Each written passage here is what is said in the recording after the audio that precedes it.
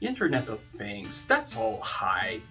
No, it's no hype. What IoT actually does is to break the barriers between different systems so they can speak to one another, and through that free flow of information, optimize these systems to a all new level.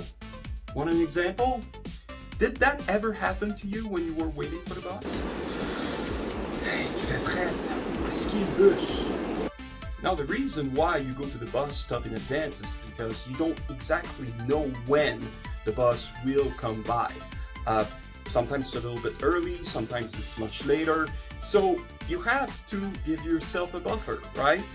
Now, if I have an IoT device on the bus that communicates with a central database, and then I have an information panel at each bus stop, then maybe that I can let people know when the next bus is going to come by. Or even better, I just broadcast it to their cell phones. Wouldn't it be more convenient? I think so, and actually cities think so. Say for example in Seoul, that's already what you have.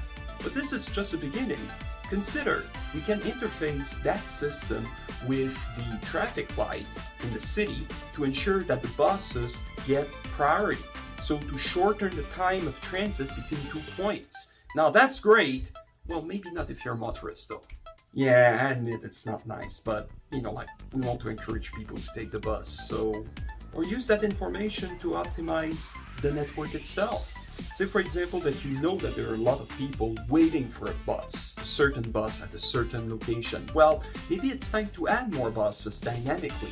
On the contrary, if something happens where the buses are running empty anyway, then maybe that you want to pare them down and take these buses and assign them to other routes.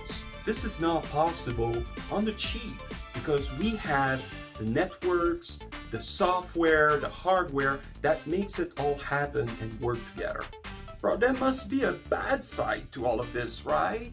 Unfortunately, yes, there are risks. Say for example that you get hacked. Well, best case scenario, you're just coming back to what you were before. So the same level of efficiency. You don't know when the next bus is going to come by.